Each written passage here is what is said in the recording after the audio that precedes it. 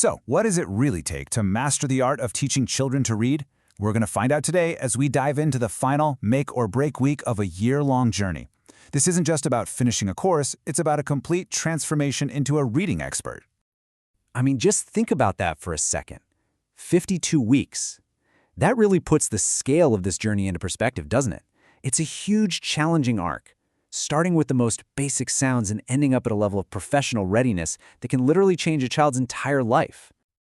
All right, so what actually happens in this final week? Well, and this is crucial, it's not about learning new things. Nope, all that foundational work is done. This week is all about proving you can take everything you've learned and actually apply it in the real world. Right here, the focus just completely shifts. We're moving from just knowing the material to truly owning it. It's all about locking in that knowledge, building that rock-solid confidence, showing true mastery, and being 100% ready to step into a classroom.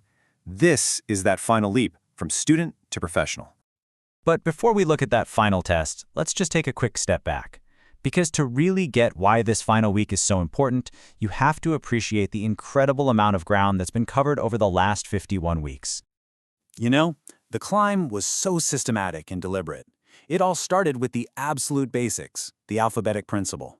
And from there, it just built, layer on top of layer, from simple CVC patterns to the complexities of syllable division, and then into the really deep science of morphology, and even the schwa.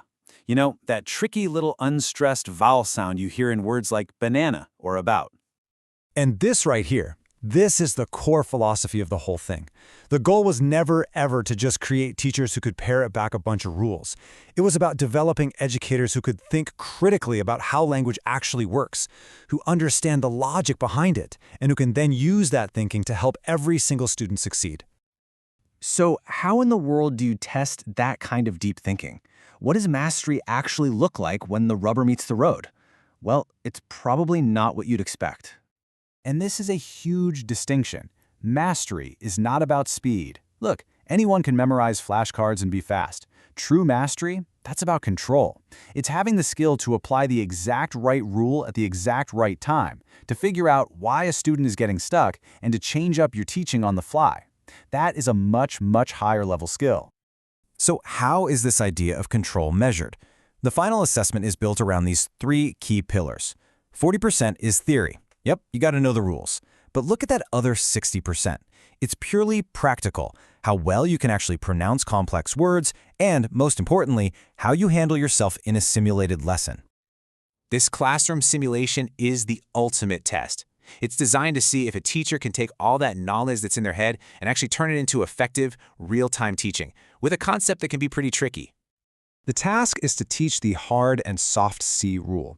Now, why this one? Because it's a perfect test of mastery. It's not just about one sound, it's about explaining a pattern.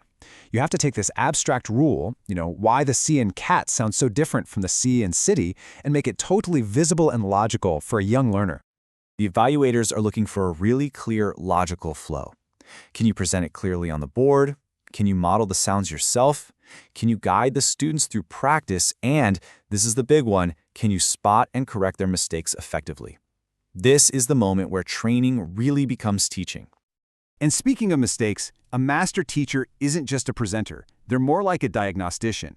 They're trained to see those common errors coming, like confusing B and D. And their response isn't just to say, nope, that's wrong. It's to spot it fast, gently correct it, and reinforce the right pattern.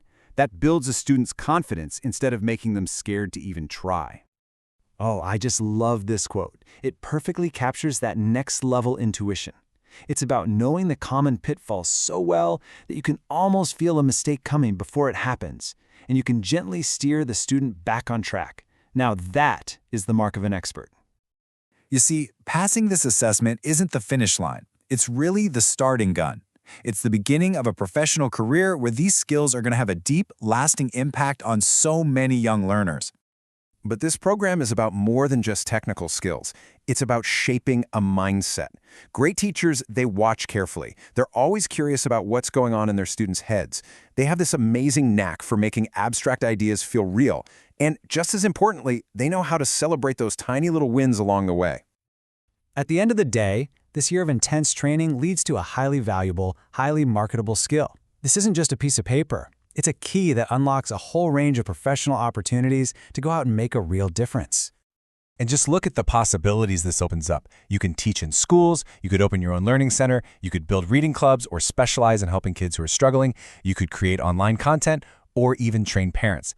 The ability to teach reading this way is in huge demand everywhere. And this brings us to the final, really powerful idea. After a journey like this, a teacher isn't just a phonics trainer anymore. They've become a shaper of a child's entire experience with language, laying the foundation for a lifetime of confident reading and learning. And so we end with this question, because ultimately, teaching a child to decode letters and sounds, well, that's the method. But the true goal, the real work, is something so much deeper. It's about teaching them the confidence to look at a word, to know they can figure it out, and to unlock the entire world that's waiting for them in books.